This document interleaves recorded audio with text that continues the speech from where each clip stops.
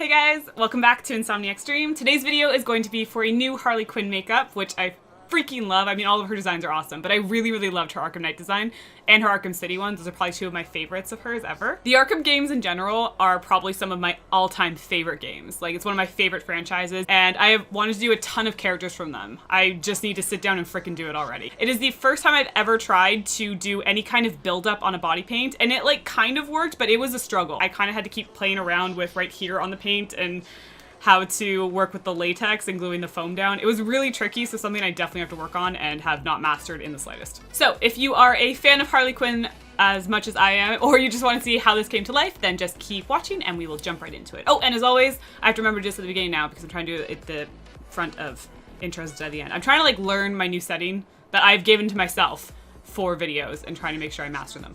But ultimately, everything I used will be listed in the description. And if you have any questions, please feel free to leave them down below. And other than that, I think that's everything. But yeah, thank you guys so much for watching as always. I really appreciate it. And let's just jump right into the tutorial. So first thing I had to do was lay down Harley's iconic white face paint. So for this, I was using a cream paint from Makeup Forever, and I just applied it all over with a dry sponge and then set it with a translucent setting powder. For this design, Harley has some awesome black smoky eyes. So to start building this, I laid down a base of a black gel liner and then just blended it out with a brush, and then just went over it with a black matte eyeshadow to kind of soften the edges and blend outwards.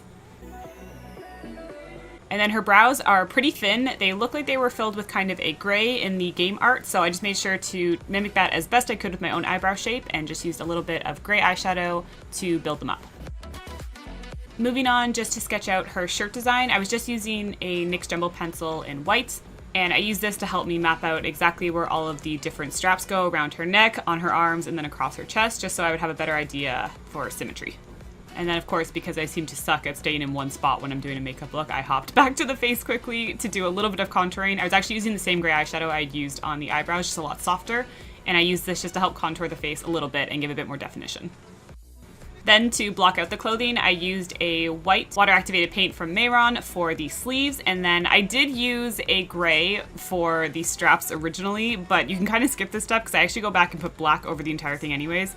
I thought it would be easier to blend up to the lighter shadows that I would want in the actual straps, but ended up realizing that it was easier to just put white on top of straight black. So you can kind of just skip through this part and pretend this is all black already.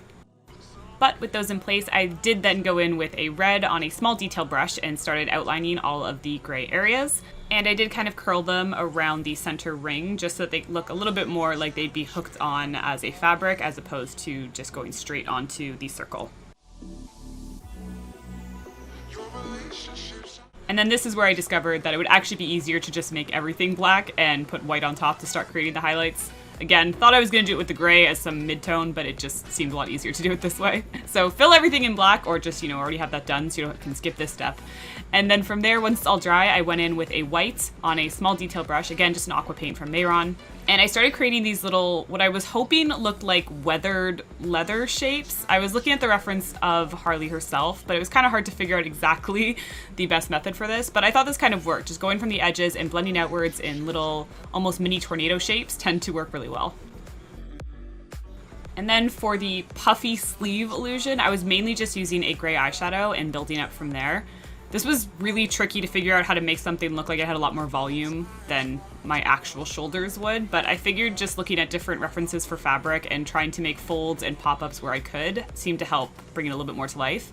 I started with the deepest crevices and curves where it would be darkest and tried to put those in as good guidelines, and then in between there I just used the gray on a much fluffier brush and a bit softer and kind of shaded in extra areas so there was just a bit more shadow and dimension on the white.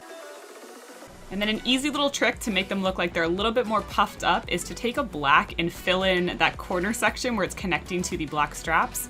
And then against a black background, it kind of looks like they actually pop out of the skin a little bit more than they technically would since they're just on your shoulders.